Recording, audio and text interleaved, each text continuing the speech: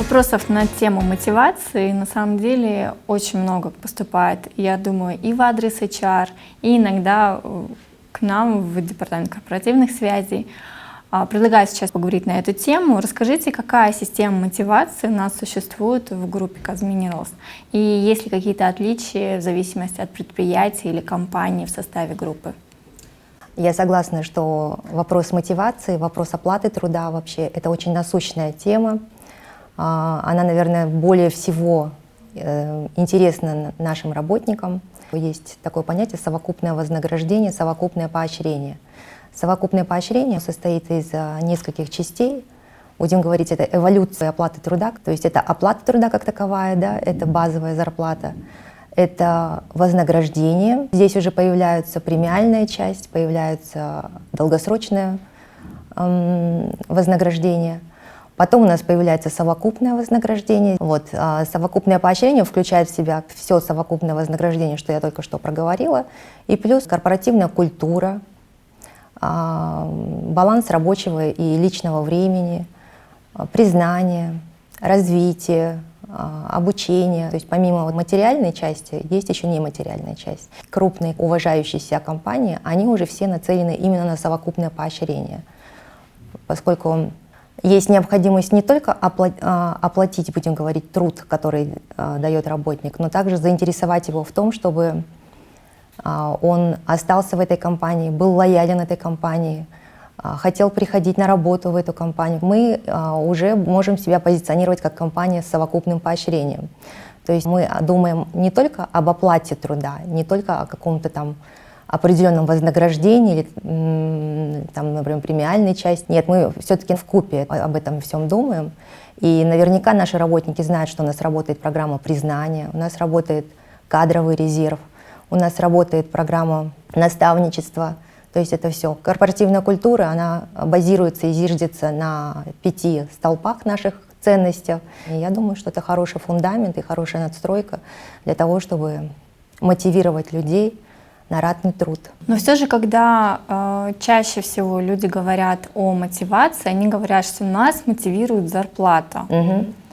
Каких принципов придерживается Казminerals при определении, какой должна быть зарплата на той или иной позиции? Да, действительно, прежде всего мы все думаем о заработной плате. Самая прямая оценка деятельности работника — это получение, начисление ему заработной платы. Каким образом у нас устанавливается заработная плата? У нас есть ряд компаний в группе, которые составляют штатные расписания, и на базе штатного расписания у каждой категории должностей есть своя заработная плата, своя вилка. У ряда компаний, вот как Бушаколь Актугай и Казminerals Management, здесь у нас получается грейдовая система. Грейд — это как уровень идет. И у каждого уровня есть своя сетка, своя шкала зарплатная от минимума до максимума, где по которой работники могут расти. Опять же, зарплата от чего зависит? Зависит от экономической ситуации, да? От рынка, индустриального рынка, как индустрия работает, как медь продается. Вот все это влияет. Вот пандемия также влияет на становление заработной платы. Вот, все это учитывается нами, и вы знаете, что каждый год у нас идет пересмотр заработных плат. Здесь учитывается много факторов экономического воздействия. Вот здесь мы учитываем и инфляцию, и рост потребительской корзины, и стоимость нашего продукта, и состояние рынка вообще. Да?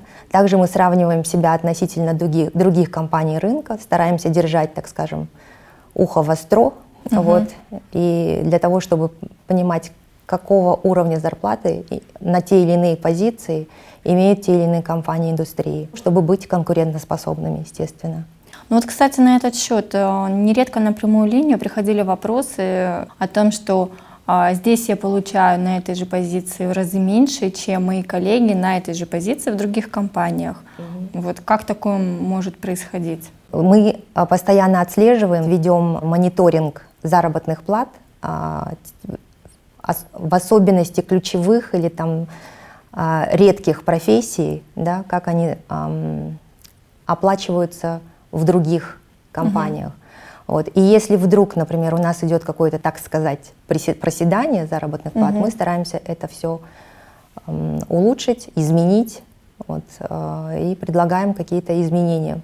Не дожидаясь вот этого ежегодного повышения. Не дожидаясь, потому что одна из наших задач также удержание персонала, да, то есть не просто развитие лояльности, предоставление хорошего офиса или хорошего сайта для проживания, но мы также нацеливаемся на то, чтобы удержать все-таки наш персонал.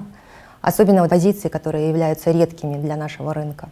А можно немножко про механизм? Каким образом вы узнаете вот эту вилку по рынку? Это обзвон коллег с других предприятий или же это изучение каких-то ресурсов? Как это работает? Вы знаете, тут все вместе. Не поверите, но мы это все делаем.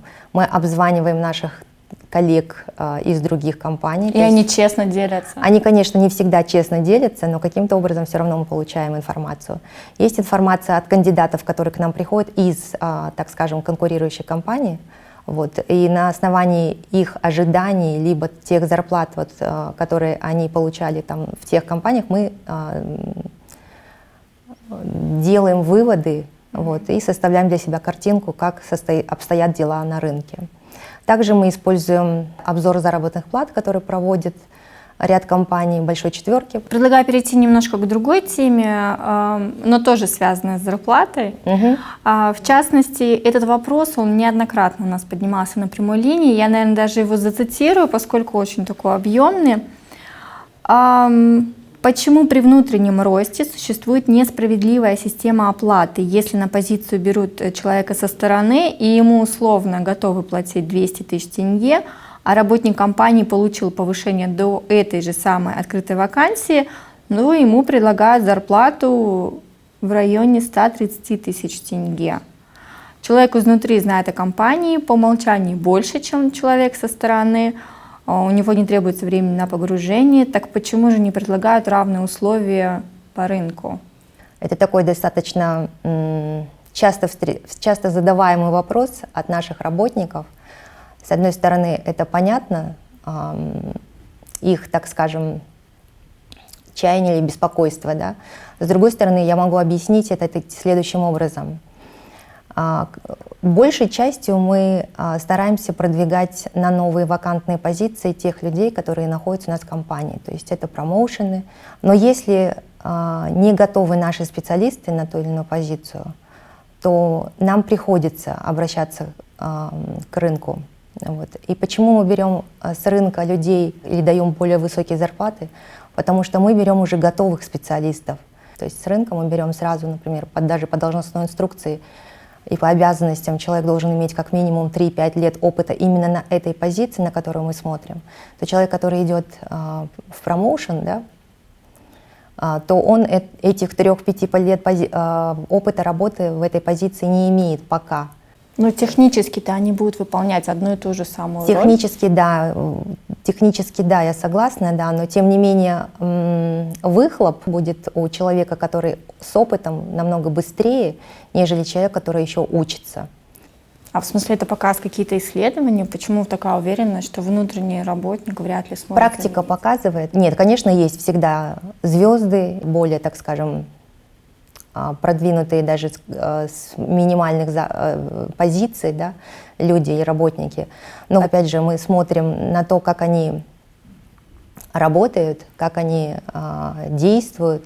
Вот. И есть негласный испытательный срок, вот, там, скажем, от 3 до 6 месяцев, когда наблюдаем за работой не вновь принятого, а вновь продвинутого работника, да, и после этого мы можем пересмотреть заработную плату. А при каких обстоятельствах это произойдет? Потому что вот в частности, да, был такой вопрос. При повышении должности к зарплате прибавляется только 30%, а остальные через полгода говорят. Но по факту все остается так же, 30%. Почему остается и что ему сделать, чтобы опять напомнить о себе? Я поняла. Эта практика была раньше, да, когда мы из рабочих профессий продвигали людей на инженерные профессии. Поэтому это было увеличение заработной платы в несколько этапов, ну, в частности, в 2 этапа. Потому что разница между рабочими профессиями и зарплатами и инженерными немножко есть. Но в последнее время, наверное, вот последний год-два, мы уже отходим от этой практики, поскольку решили, что работу же они выполняют единую. Поэтому мы сейчас не делаем вот это разделение на две части, а стараемся уже дать повышение сразу. Сразу в Да, каком ну, процентном соотношении? 30, также 50? Ну, может быть, 50 даже. Это все в каждом случае рассматривается индивидуально? Индивидуально, да. То есть это как раз-таки зависит от опыта, сколько в компании проработать. Какие еще, скажем так, вещи учитываются? Критерии Да? это действительно опыт в компании, да, потом компетентность работника, способность его действовать уже профессионально в новой должности. Вот. И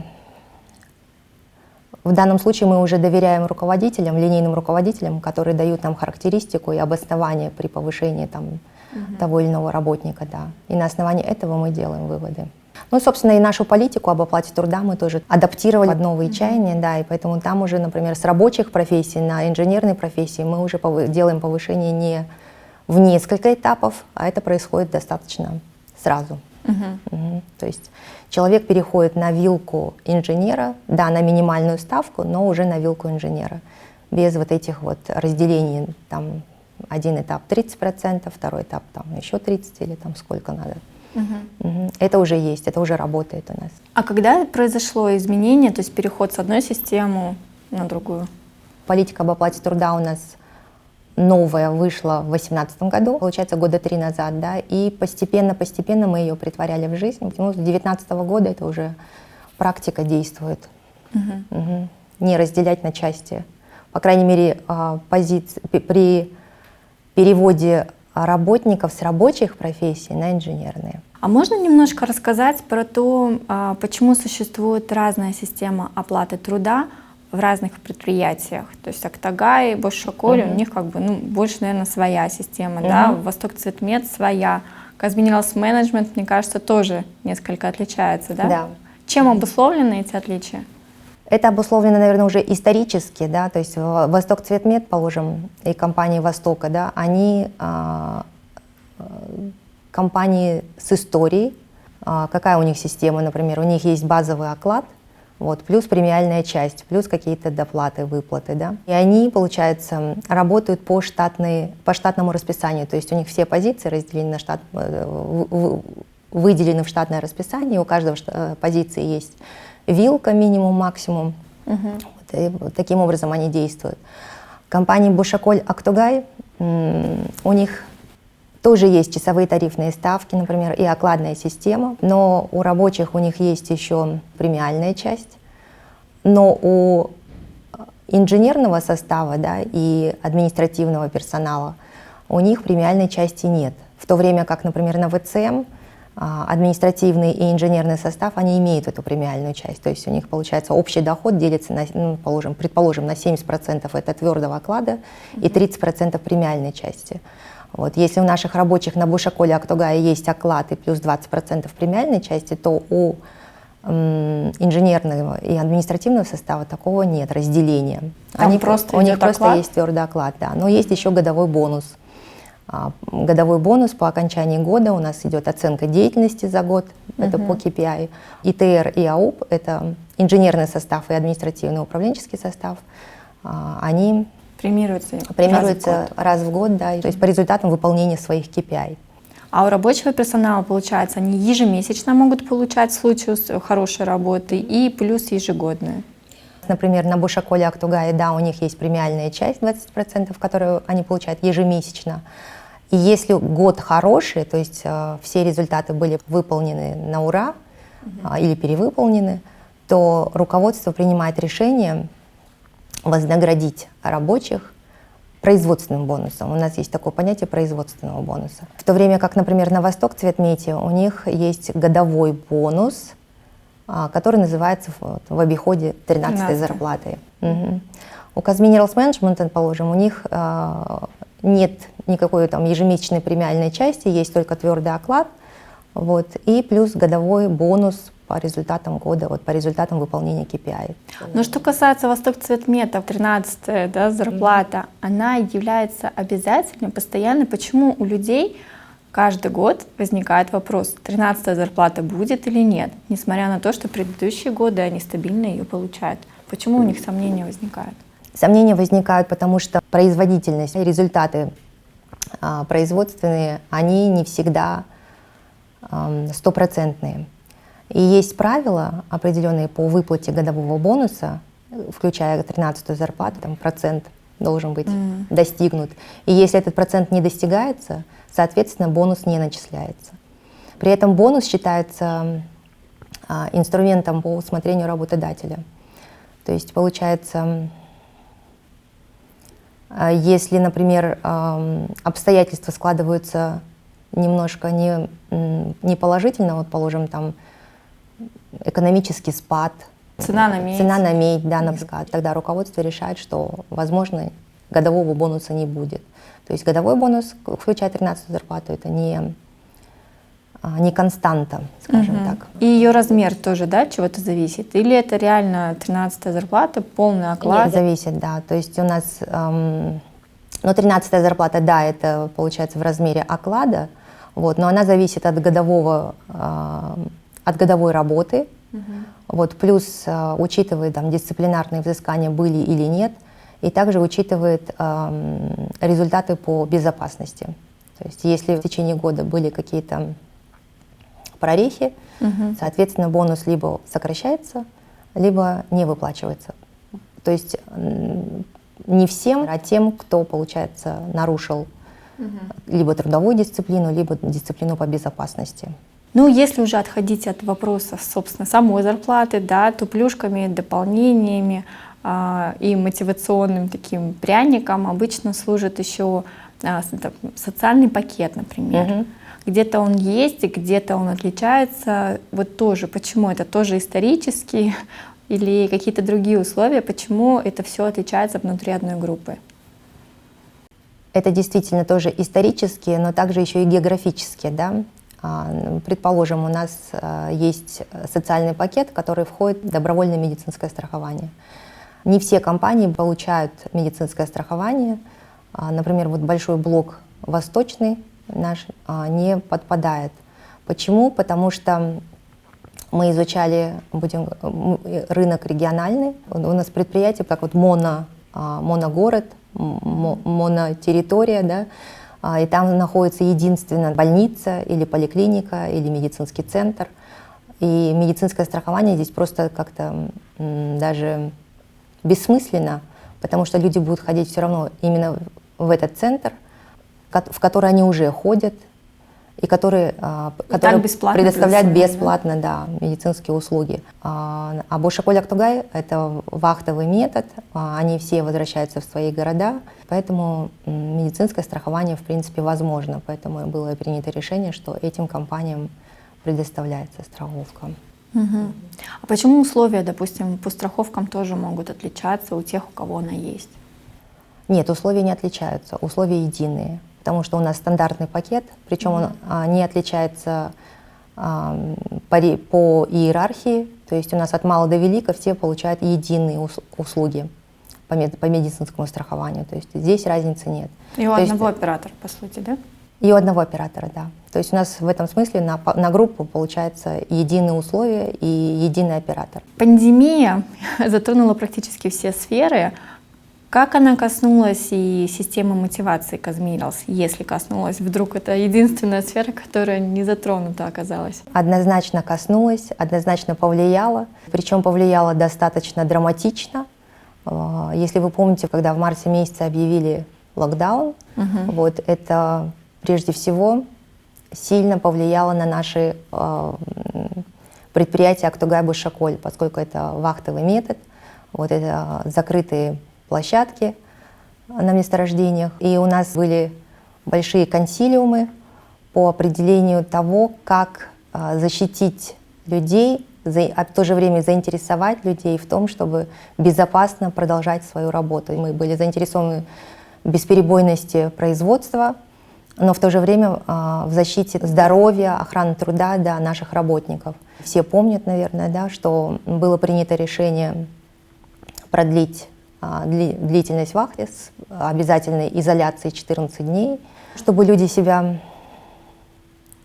комфортно и мотивированнее чувствовали, и у них был определенный стимул к тому, чтобы так долго находиться на сайте, были приняты решения по увеличенным оплатам за работу, за длительную работу и оплату изоляции. То есть изоляция — это люди не работали, но должны были быть на сайте. В прошлом году, когда пандемия только началась, о вакцинации не было речи, но надо было как-то защищаться. Вот, и было принято такое решение, что изоляция 2 недели должна быть. Вот, и мы определили оплату изоляции, мы постарались сделать так, чтобы люди не чувствовали себя обделенными. Помимо зарплаты двойной, да, во время удлиненной вахты, помимо оплаты карантинного периода, еще Казминералс, допустим, стимулировала к вакцинации, когда уже вакцина появилась в стране, те же самые сертификаты. Зачем это все делает компания? Для чего? Компания это делает, на мой взгляд, для того, чтобы заботиться о своих работниках, чтобы они спокойно и безопасно работали и не думали о том, что они могут заразиться там, или что-то может с ними случиться. Поэтому, когда появилась вакцина, когда началась кампания по вакцинации, то стало важным застимулировать, да, наших работников к вакцинированию. Поэтому были продуманы и сертификаты, чтобы замотивировать людей, да, поэтому были продуманы сокращение изоляционного периода, вакцинированным до 3 дней, в то время как невакцинированные 7 дней. Это все направлено на охрану здоровья, прежде всего. Причем не только наших работников, но и членов семей, да, и, соответственно, жителей страны в целом.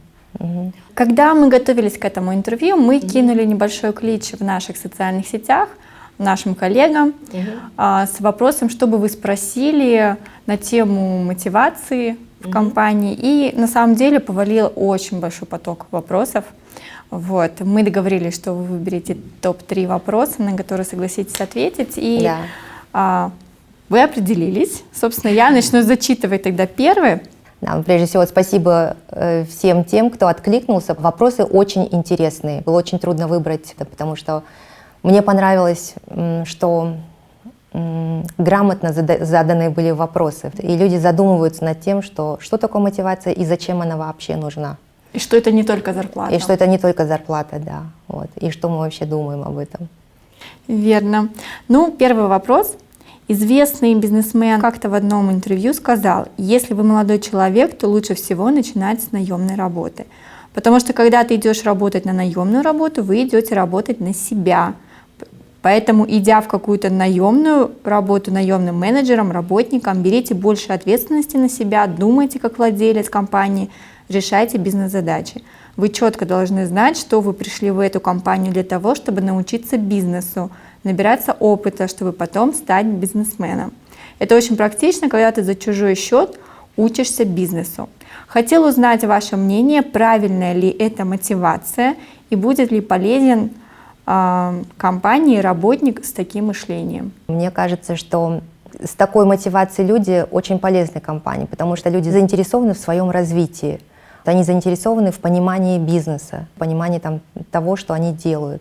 Они, как правило, очень производительные, вот, и очень быстро развиваются. Да, через какое-то время есть риск, что этот человек уйдет замотивирован будет делать свой бизнес, но мы не застрахованы и от других категорий, от другого типа людей тоже. Сотрудники одного отдела работают в компании более 5 лет, зарплата идет, все устраивает. Не хотят покидать зону комфорта, категорически не хотят расти, неинтересно участие даже в программе кадрового резерва. Как дать второй дух таким сотрудникам, какие методы мотивации использовать, чтобы у них глаза горели к работе? Вопрос интересный весьма, и причем, вы знаете, не единственный вопрос такого типа, как замотивировать незаинтересованных и скучающих работников. Вот. Делаю работу. Делаю работу, и ладно. Но знаете, есть люди, которые амбициозные, да, нацелены на карьеру. Как правило, они везде впереди планеты всей. Есть категория работников, которых, собственно, это не так мотивирует, ну, в силу там своего характера, может быть, они не настолько амбициозны, да, их устраивает та позиция, на которой они есть. Но такие тоже люди нужны. Невозможно, чтобы все работали и развивались вертикально, да, есть еще горизонтальное развитие тоже. И в данном случае, например, я предлагаю вытаскивать таких вот работников из зоны комфорта, давая им какие-нибудь новые задачи. Пусть это будет новый проект какой-то. Может быть, менять местами людей, да? Задачи менять между людьми. И тогда человек реально будет выходить из зоны комфорта. Ему будет сначала очень сложно, потому что люди, которые сидят в зоне комфорта, они, как правило, у них же страхи. Это, как правило, фобия, да, того, что там он, если начнет что-то делать другое, то он провалится. Вот. Здесь он бог, а там он да, может... Да, здесь он все умеет, все у него получается хорошо. И зачем напрягаться еще там что-то делать там новое, вот, вовлекаться в какой-то новый проект, если там он может провалиться, а здесь вот нет. Я, например, рекомендую руководителям подобных работников все-таки вот сажать их в некомфортные условия. Но делать это очень деликатно и осторожно, потому что, как правило, вы знаете, что если человеку некомфортно, он может просто встать, развернуться и уйти вот, в свою там... То есть вместо мотивации мы получаем... Демотивацию, да, новую зону комфорта. Поэтому делать надо это порционно вот, и деликатно, и учитывая, наверное, особенности своих команд, ну, своих членов команд, наверное, так. Хорошо, спасибо. Ну и третий вопрос. Как считаете, возможно ли в нашей компании внедрить мотивацию для некурящих?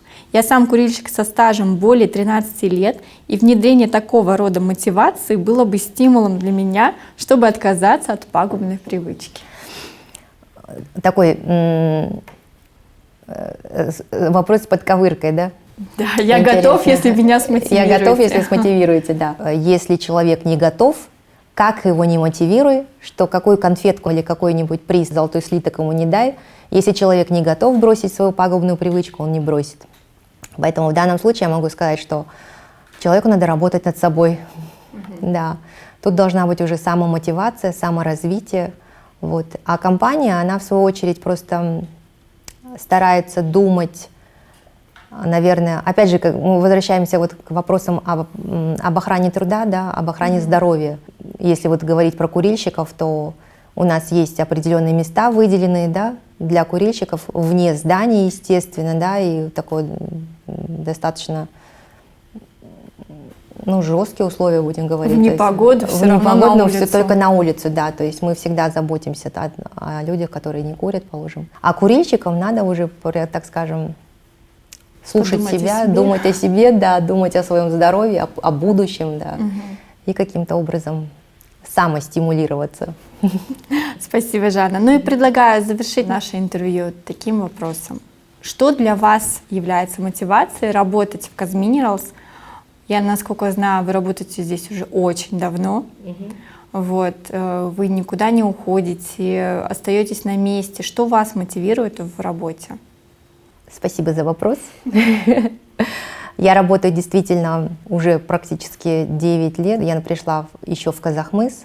Я была активным участником организации группы Казминералс. Я помню, как все это было. И мне было интересно, как вот идет становление новой компании, да, на базе старой. Вот, казалось бы, мы там большую часть кадров перевели в тот же Казминералс менеджмент. Вроде те же люди, но у нас уже задачи были все другие. И моя мотивация, наверное, здесь...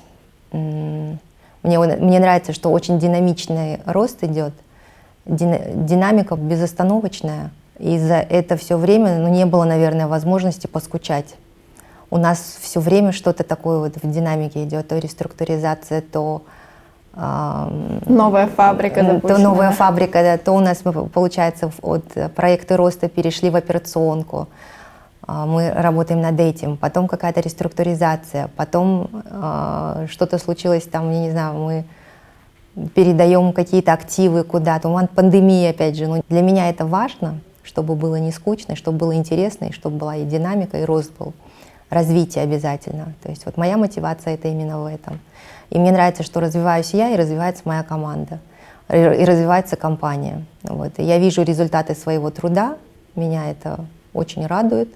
Вот. Есть признание моего труда, вот, что, собственно, по программе признания даже. Я рада, что компания заботится обо мне как о работнике, да, то есть я сейчас говорю о себе вот как о работнике, положим. Вот, и поэтому это очень сильно меня мотивирует, наверное. Поэтому я не смотрю в стороны, я не смотрю никуда. Спасибо, Жанна, огромное. Было очень интересно и послушать, и пообщаться с вами. Все, мы закончили. Спасибо. Можно выдохнуть. Да, и попить воды. Пересохло все.